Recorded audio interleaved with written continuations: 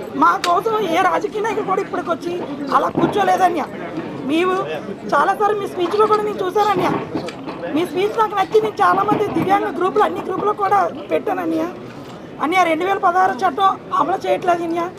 మీరు సీఎం అవుతారని కంపల్సరీ మీ సీఎం అయ్యి మాకున్న రాజ్యాధికారంలో 2016 చట్టం అమలు చేసి మా జీవోలన్నీ అమలు చేయాలని. 2016 చట్టంలో ముఖ్యమైన 92 యాక్ట్ చట్టంలోని మాకు దివ్యాంగులు వికలాంగులకి ఎక్కడికెళ్ళా సరే మా యాక్షన్ తీసుకోవట్లేదన్య.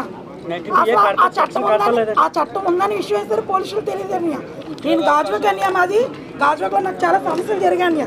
నేను మ్యారేజ్ ఇక్కడికి వచ్చానన్య. అయినా సరే నేను దివ్యాంగుల కోసం నేను పోరాడుతూనే ఉంటానన్య.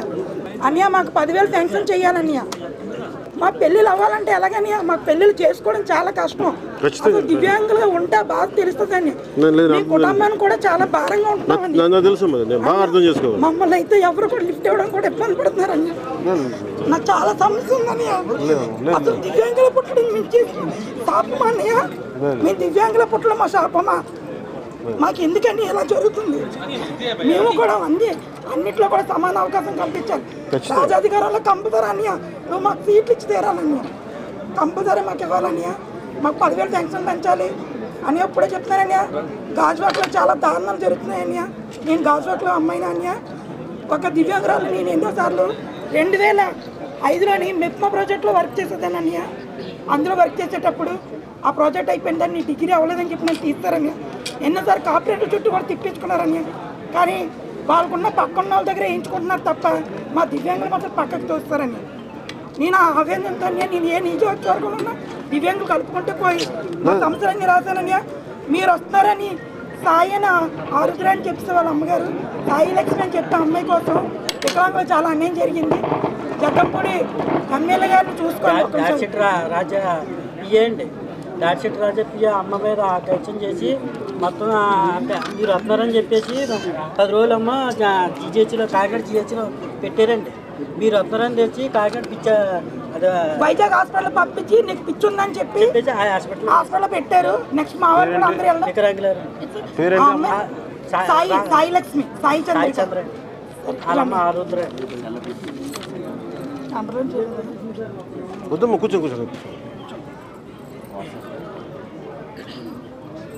దివ్యాంగులు అంటే మాకు మాత్రం చాలా చిన్న చూపు చూస్తున్నారని. ఈ అమ్మాయిని పిచ్చిదని చెప్పి తీసి ఆ అమ్మాయి ఆస్తి తీసుకోవడం కోసం ఇంత ప్రయత్నాలు ఇస్తున్నారు. పిచ్చి హాస్పిటల్ తీసుకెళ్లారని కేజీకి, మళ్ళీ అక్కడి నుంచి వెంకేజీ హాస్పిటల్ వెంకేజీ పొలం తీసుకెళ్లారు. ఇలా చేస్తున్నారని. దివ్యాంగులు అంటే ఎంత చులకన అన్నయ్య. అంటే మేము చేసుకున్న శాపమా అన్నయ్య ఇది? మాకు చెప్పండి అన్నయ్య.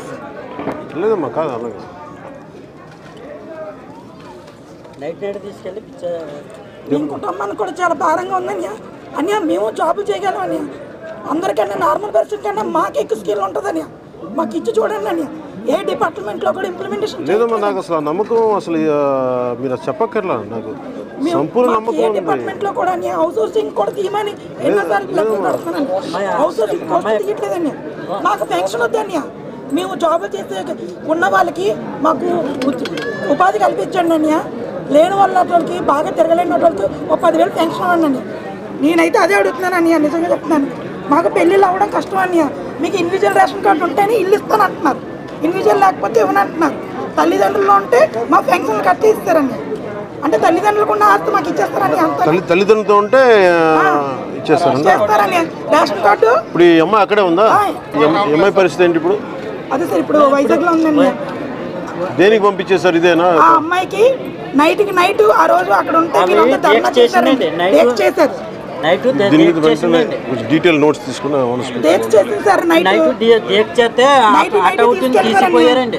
10 రోజులు అమ్మ హాస్పిటల్లో ఉంచారండి. ఉంచి పిచ్చి ఆసుపత్రిలో వేసారండి. మీరు వస్తున్నారని తెలిసి పిచ్చి ఆసుపత్రిలో వేస్తారు. ఎప్పుడు?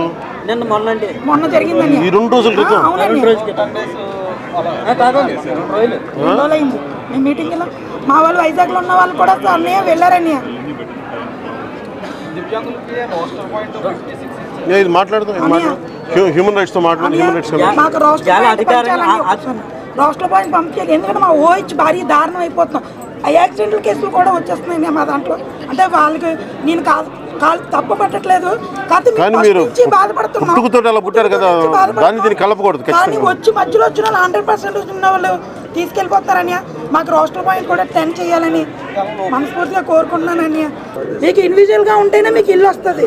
మీకు ఇండివిజువల్ కావాలంటే ఎలాగ మీకు పెళ్ళి అవ్వాలంటున్నారు. ఎవరిని పెళ్లి చేసుకోవాలని పెళ్లి చేయమని నేను చెప్తున్నామని.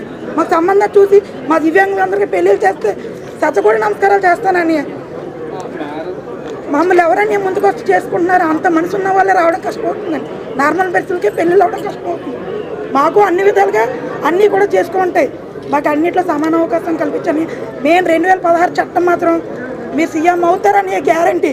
మీరు రాజాధికారంలోకి వెళ్ళిన వెంటనే 2016 చట్టం మాత్రం మీరు అమలు చేశారు. జీవం కాఫీ మాత్రం నాకు ఇవ్వండి. దీంట్లో రాస్తానని ప్రతి పాయింట్ కూడా మీరు నాకు ఇస్తున్నారు, ఇది నాకు ఇస్తున్నారు. ఇస్తాను.